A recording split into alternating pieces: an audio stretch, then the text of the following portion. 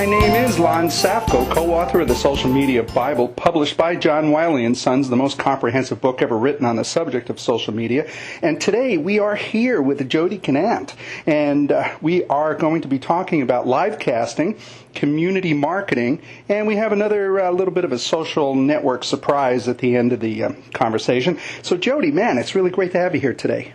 Thank you. Thanks for having me, Lon. Oh, it's my pleasure. I love your stories. I mean, I can interview you on so many different subjects because when it comes to social media, you are like out there. I love it.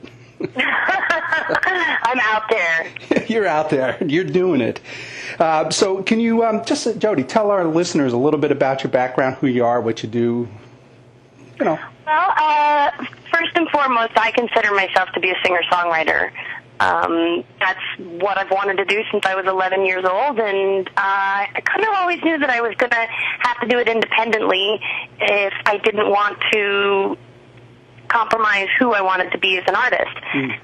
Luckily, I was born and raised in a time when the internet was being born and raised right around me, and so I kind of grew up with the internet and the development of it. And I was chatting online at 13 years old with the nickname Scooter, even before the internet transitioned over to being more of a corporate arena for companies to, put up these flashy websites and wow the rest of us with their technical aptitude. And now it's actually coming full circle, and the internet has been brought back to the people, so to speak, with social media. And it's really an exciting time to be an independent artist and to be able to promote what I do independently. So that's what I do. I sing, I write songs, and I put them out there for the world to see on the internet. Well, and you do kind of a lot more, too. You blog, you livecast. Again, you're out there. One of the things that I just heard you say, too, is that it's a common theme that kind of is coming up in these interviews, is the democratization of the internet. Yeah, at one time it was really only for the big guys, and now it's kind of like power to the people. All of us have the same abilities, and the playing field is leveled. Do you think? Yeah, totally. And like I said, it seemed as if when I was a little kid, sitting on my dad's lap with the modem, with the rotary phone that would sit. I don't know the technical term for what modem that was, but it was actually at that point about the people too. And we would sit there and we would chat, and we had our monochrome screens, and you really couldn't do anything else. You could play Zork, which was like a great game. I loved that game. But other than Zork and chatting online, the internet didn't really do much yet. And then the companies took it over, and now I feel like it is. It's being handed back to the people. And that's kind of what I'm all about as a musician. The entire reason I ever decided to be a songwriter or a singer in the first place was to affect positive change. And I think that that's why I like the internet so much, and why I like these tools like blogging, like livecasting, is because it allows us to continue to make that positive change in our own special way. Each of us have our own voice, and the internet gives us the distribution channel for it. I love that. It's kind of exciting to me. Yeah, I love that each of us have our own voice, and you have a particularly good one. I love your music. Thank you. We'll talk about that here in a second. The first time that I met you, I wasn't really didn't completely understand the term livecasting or live casting. And I saw you walking down the street. We were going to meet at a coffee house. And here you had your laptop open, walking down the street, facing you, typing. And I thought, oh my gosh, here's a bigger geek than me. Well, the music is bohemian geek soul. Is that what you call it? It was funny, until I actually started livecasting, people would say, God, bohemian geek soul. I see the bohemian, I hear the soul in your voice, but the geek I don't see. And so as soon as I started livecasting, though, nobody really ever challenged that title ever again. Livecasting I think it's awesome. I initially started livecasting.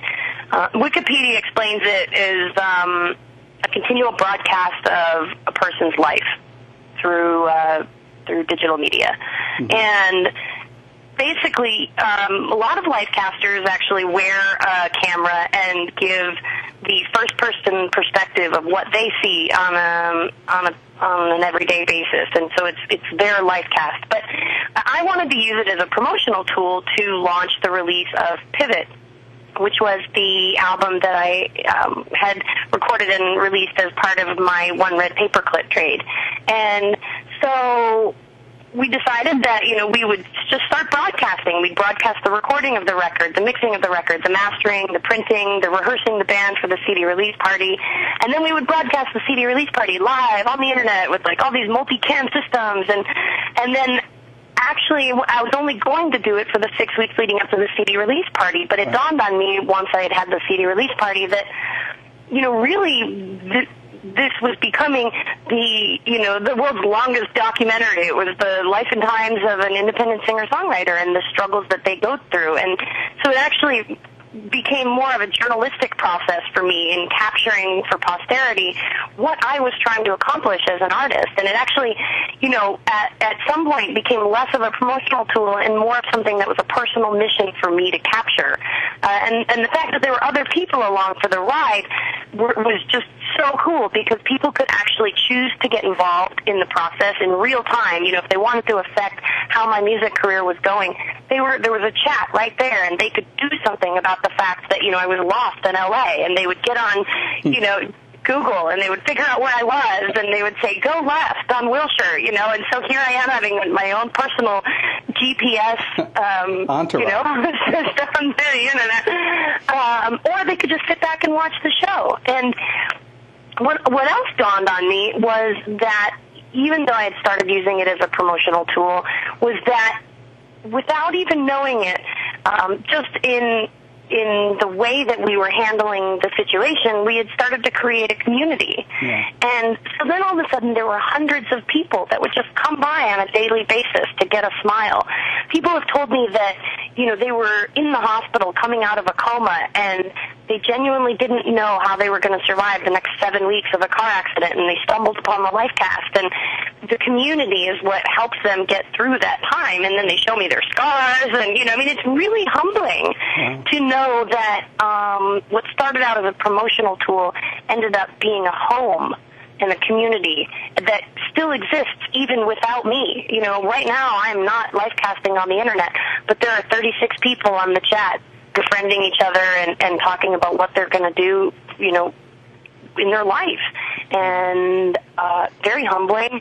And it's not just broadcasting if you do it right. If you do it right, it's actually community building, and probably the most enriching experience I've ever done for myself. And that gets back to the community marketing. It seems that you actually not only just engaged your customers, engaged your clients, but you really touched people's lives by reaching out and communicating with them. Well, that's just me.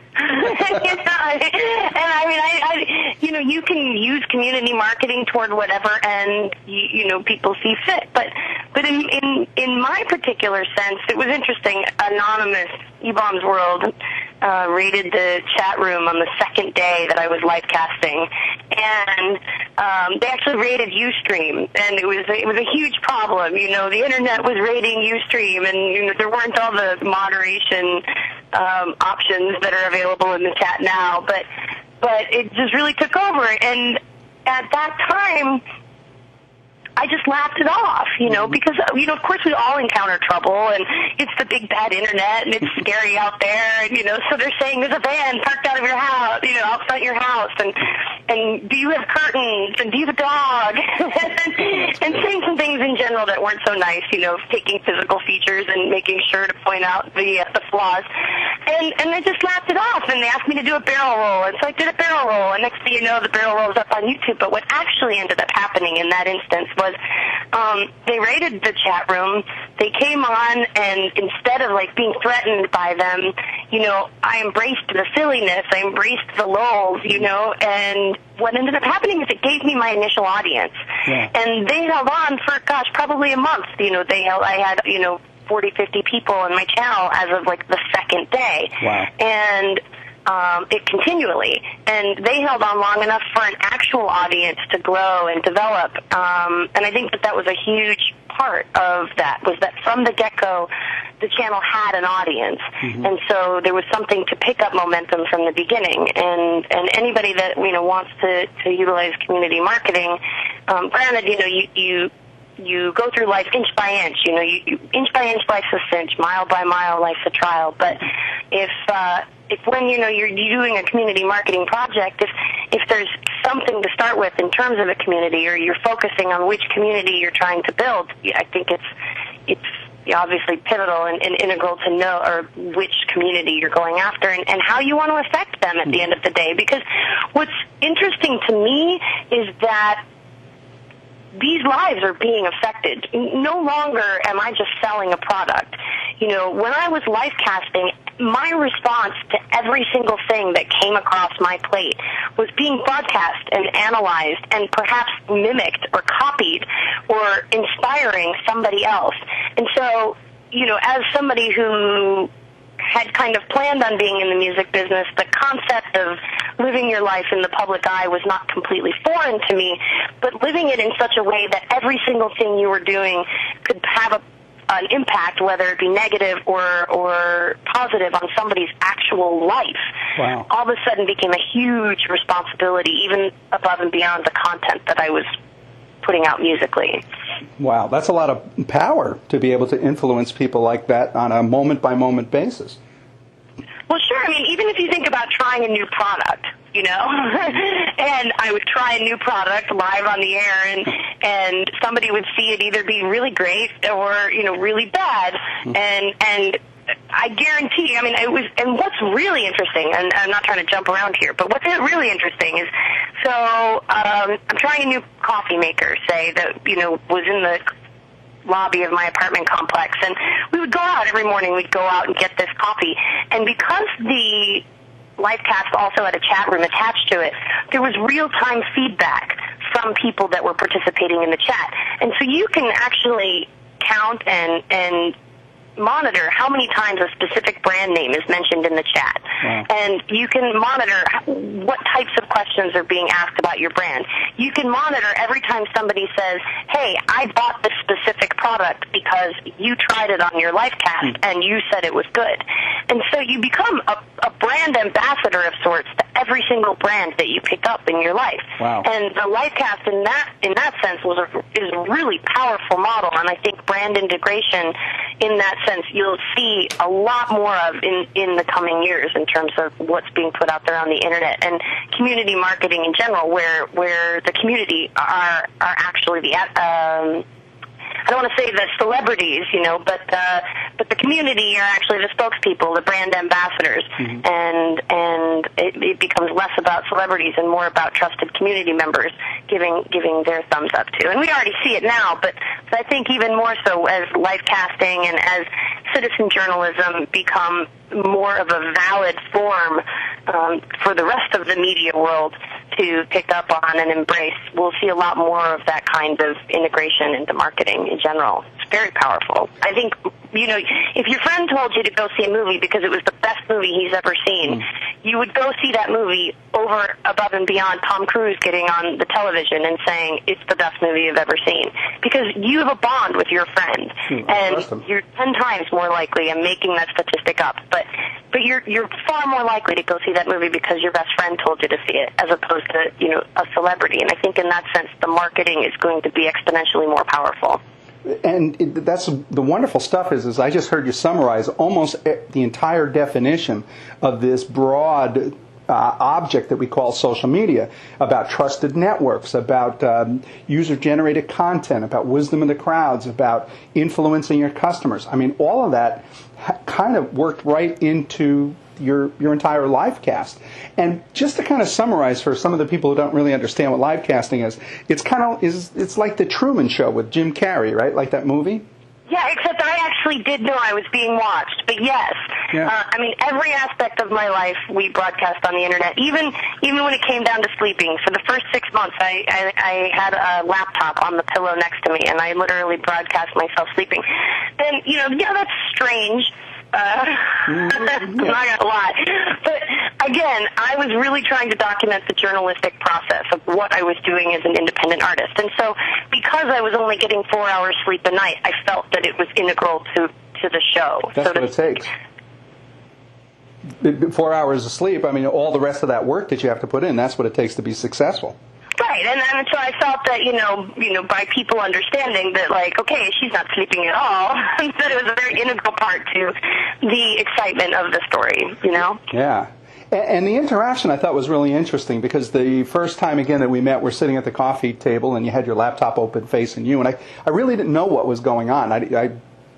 It was pretty strange. And then I heard tippy, tippy, tippy on the keyboard. And then I asked you, I said, what is that? And he said, oh, well, I'm live casting, and somebody somewhere in the world asked how to spell your name. Who were you? And I just typed in Lon, L-O-N. And I thought that it was amazing that you had this real-time, worldwide connection with people that really cared about what you were doing. Yeah, and not only do people care, but what really was so heartwarming for me was that there were people in remote areas of the world that were maybe never going to get to visit places like Phoenix or places like New York City, or never going to get to go to a PodCamp or a media expo. And they were getting to go through me.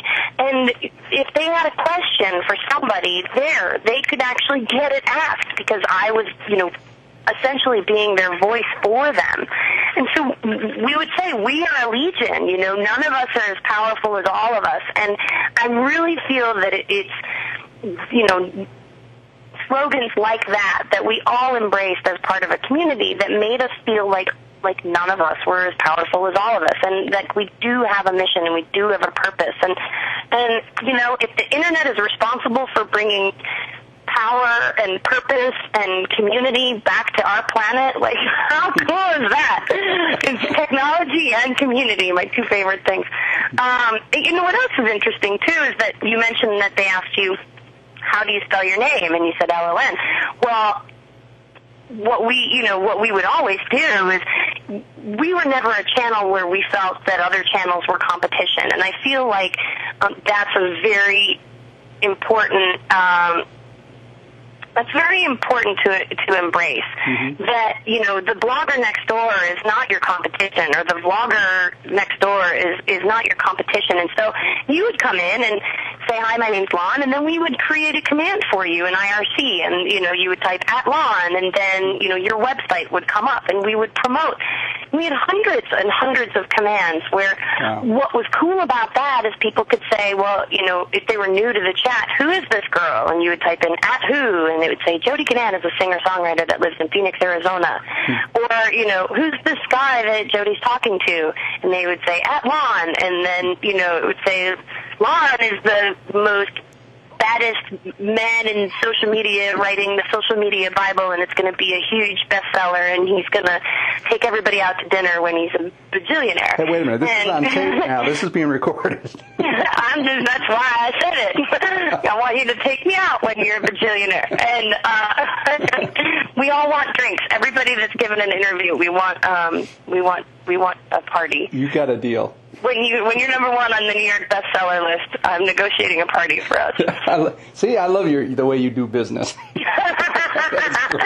Well, being a Livecaster, you do realize that the power of actually broadcasting while you're negotiating is huge. I love that. We actually got several sponsorships that way, and walked into offices and said, hi, the whole internet's watching. Will you sponsor us? And, every single time they said yes. I never had anybody say no. So, thank you for continuing to keep my batting average at 1,000. But it was cool because, these commands all of a sudden were created so that even when I wasn't around, and I actually got to the point where I would say, yes, this is my channel, but I'll tell you what, I'm just the host. Yeah. This is our channel, and I actually am just the host. It's kind of like hosting a party. So people could promote brands for me while I wasn't even there. What does Jody use to livecast? And they would say @how, and it would say Jody uses an Averitech PC and a Sprint PCM CIA card for her broadcasting. And so these questions could be answered about the brands that I was using, and I didn't even have to be there. And so then you had hundreds of people answering questions about brands that I was able to type and phrase the wording for, so that the wording was proper and the message that I wanted to convey was proper, but somebody else was doing the marketing for me. Wow. It was kind of like you were the host of a party, and all these conversations were taking place because it was a common meeting place. It's a reason to get together. Totally, and it's all trackable, and it's all, you're able to tell, like I said, how many times the brand name was mentioned in a 24-hour period, how many times the link was clicked through. You're able to do polls where you can actually, quiz viewers on what they want to see next or how they'd like things to,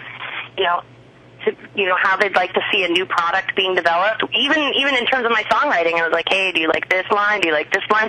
But then, you put these polls up, they've got up to like 4 choices. You end the poll, and the results are emailed to you, and you have real-time statistics of the people that are actually your customers. It blows me away. Totally blows my mind, the potential of Livecasting.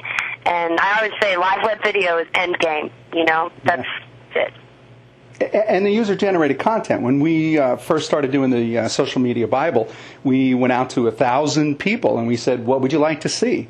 And what we heard was something that no publisher has ever published. 3 business books in one. A tactical book that explains all the different kinds of social media. A guide in the center that lists all of the major players, and then a strategic book at the end. This is how you apply it to your company to make money. And nobody's ever thought of putting 3 business books together, but it gets back to this user-generated content. Ask your customers what they want, give it to them, and you can't fail.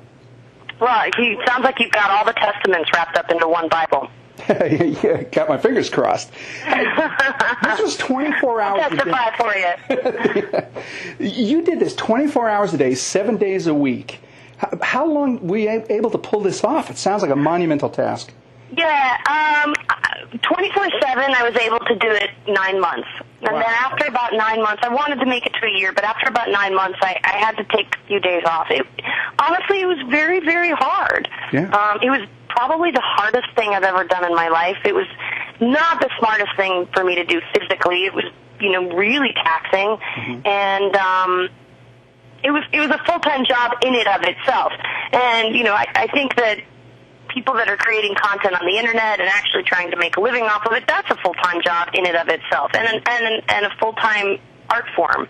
And I was also trying to actually be a music artist at the same time, and so it was kind of like 3 full-time jobs. Yeah. And there's the speculation of people thinking that they know everything, and me actually trying to maintain some semblance of privacy for the people that I care about in my life. So I took a lot of hits where people would think that something was one way, but it actually wasn't, and I was protecting the privacy of a loved one, and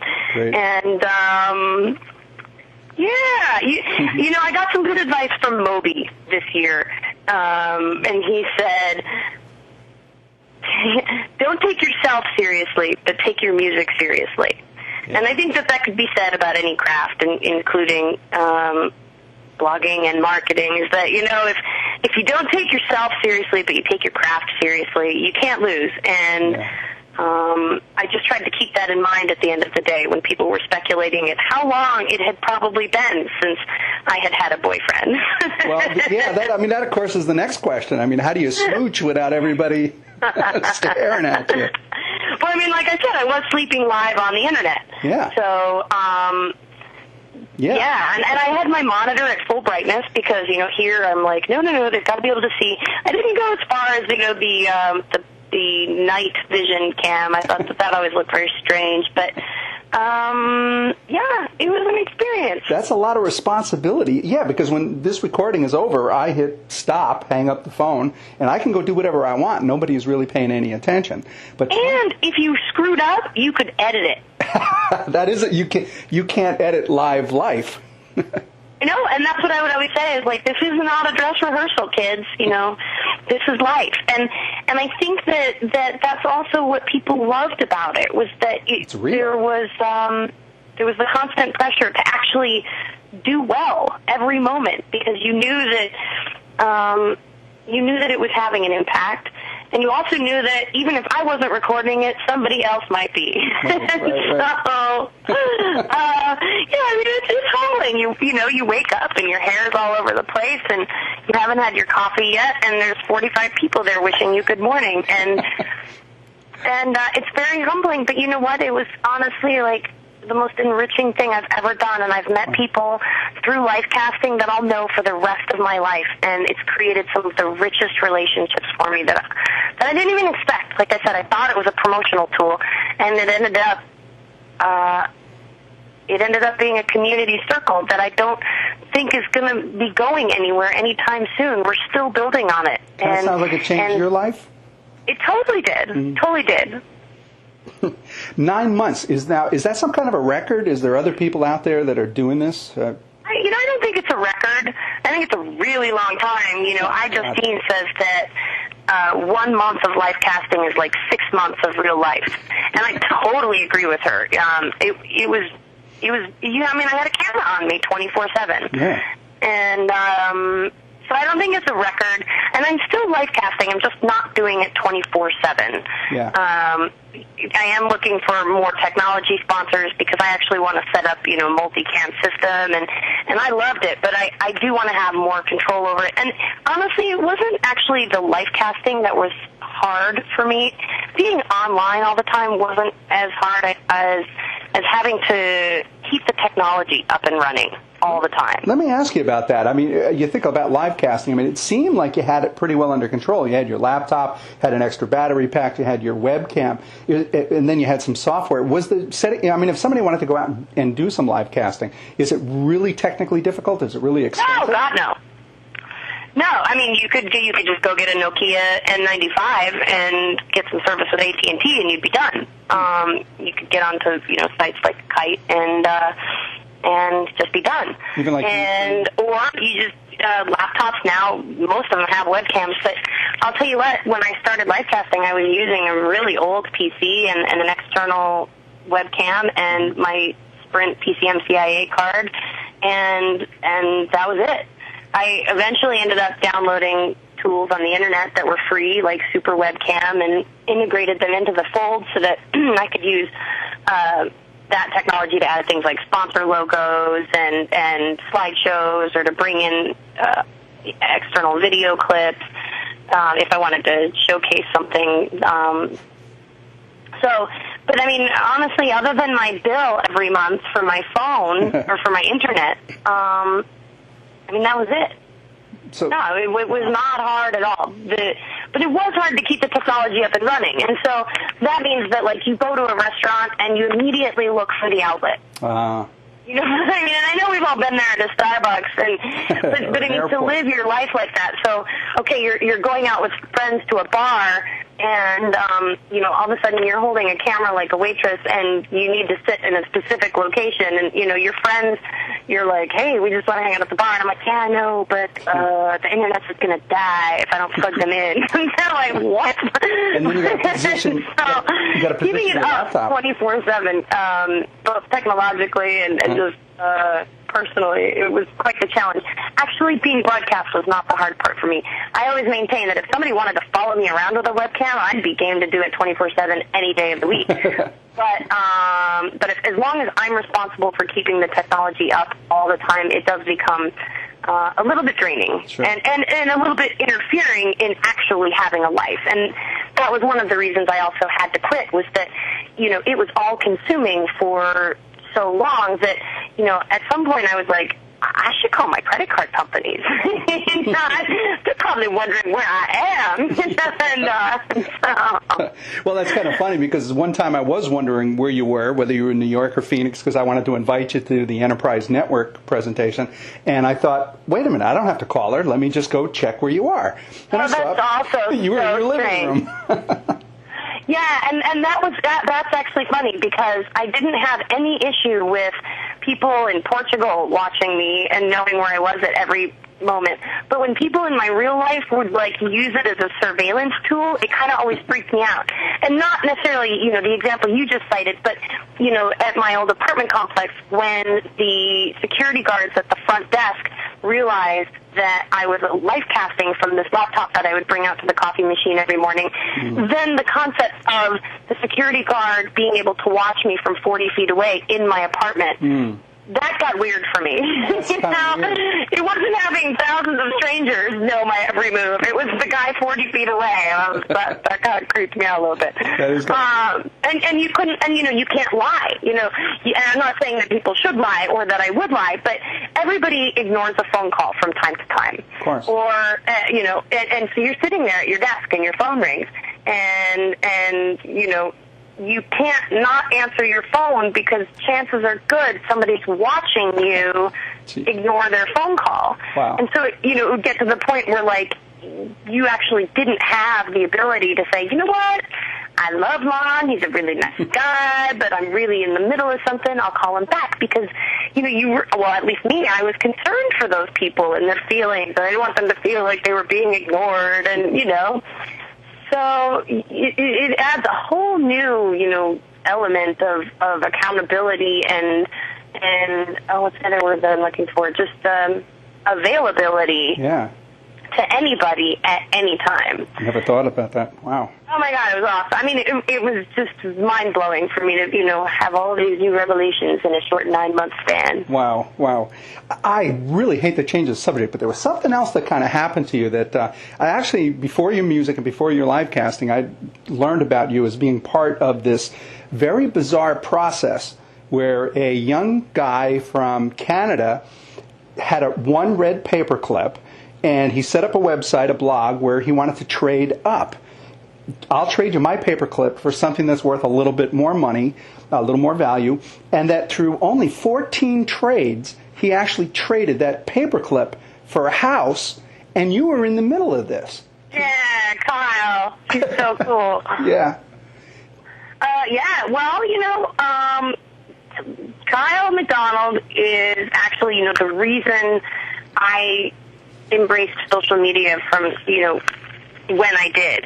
I don't even think I had my MySpace. I think I was still resisting MySpace at the time, and I was reading the internet. I loved the internet, but I wasn't actually engaged in the internet yet. We were still like on this tail end of the only people that had websites were the people that had the money to build them, thousands and thousands of dollars, and the widgets and the user tools weren't necessarily coming out of the woodwork just yet. But there were a few cool things like Blogger and Flickr and MySpace was there and Facebook was there, but I think it was still, it definitely wasn't all the rage that it is now.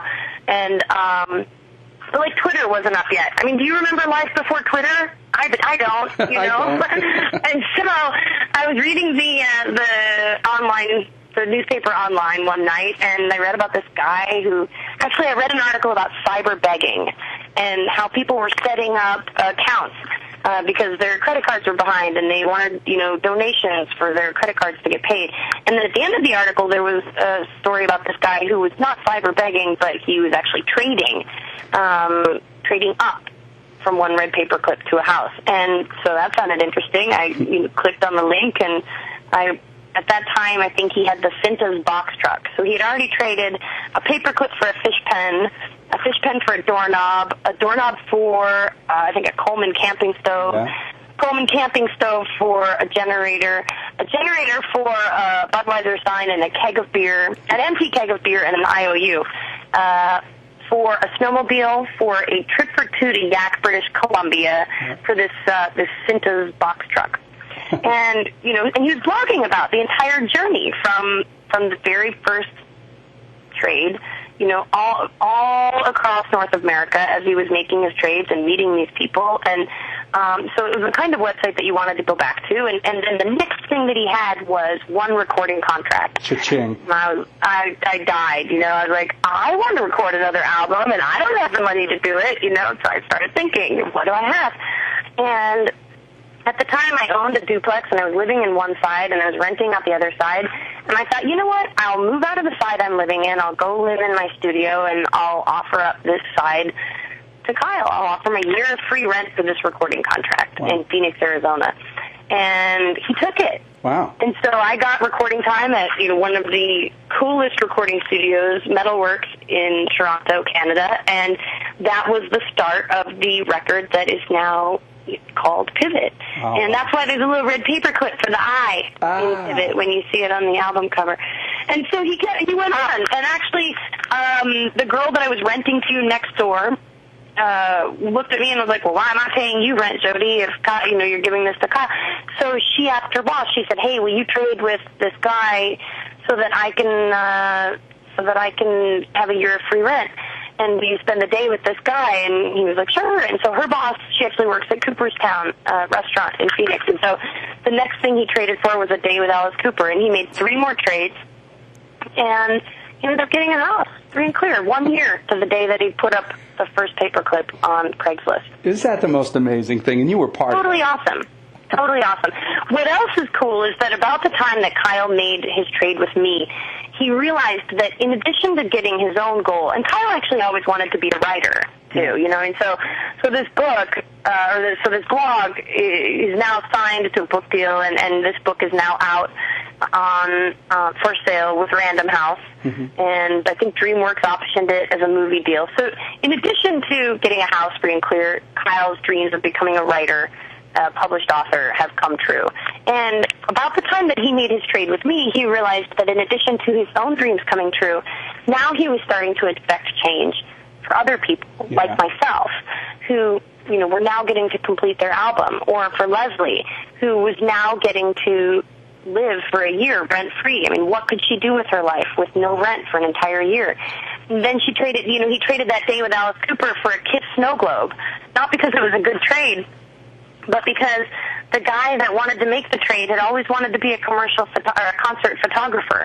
And he knew that, being able to go out for a day with Alice Cooper and photograph him at a concert could potentially change his life. And he traded the Kiss snow globe with Corbin Burnson, who offered one movie role, paid movie role, lead role in a movie that Corbin Burnson was producing and directing.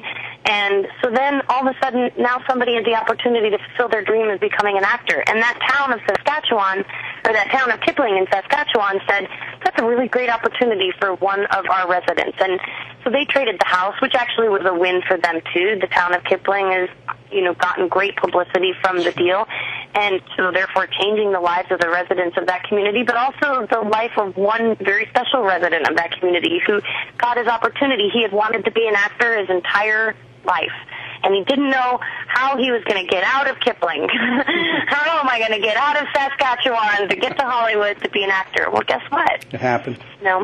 And that, I think, also was a really, really big message for me in terms of the power of the Internet and the power of these crazy schemes that we're all coming up with, is that, they've got the ability to market ourselves, and they've got the ability to make, dreams come true for ourselves, but they also have the ability to make other people's dreams come true. And like I said, that's all I ever wanted to do as a musician in the first place.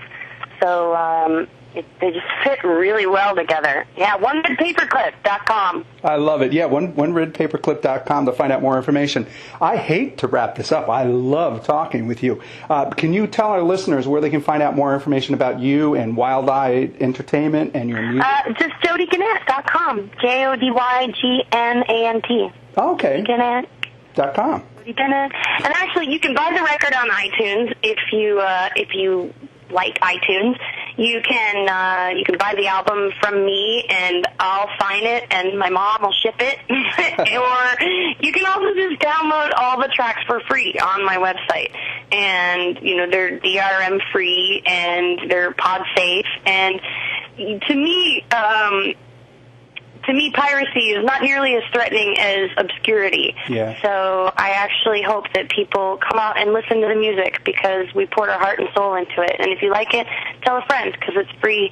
And we're just trying to share the happiness and spread the lulls. Share the love. Now, there's one other thing that I thought was hysterical this morning when we had met. You said that you had put an ad up to rent your house, and somebody came over and they had a lease in their hand that they were going to give you, and then you turned it over and you found out who was it? Yeah, I rented my house to Obama last week. You crack me up. Yeah, Obama's using my house as his campaign headquarters for Phoenix. But again, how cool is that, and like I said at breakfast, was and I can't wait to blog about it, is that, what's so cool about that is that, we live in a country, or at least you and I do, where, my party affiliation was not an issue, and they didn't ask me if I was a Democrat or a Republican, and they didn't ask me who I intended on voting for. It was just like it was democracy or something, and we just had the freedom to rent our house to who we wanted, and that really struck me. And I personally don't think that it should matter, but in some countries it might, and it just made me feel so lucky. And so I know that that's probably not the message that you were trying to get me to. You're just probably trying to get me to be like, yeah, I rented my house to Obama. Isn't that crazy? But it just goes to show you that life does not get any less strange when you stop Livecasting. I love it. This was awesome. Thank you so much. Lon, you're the best. I would do it anytime, and I really look forward to you taking us all out for drinks when you're on that bestseller list. And again, this has been recorded, so I'm kind of stuck doing that. I love your style.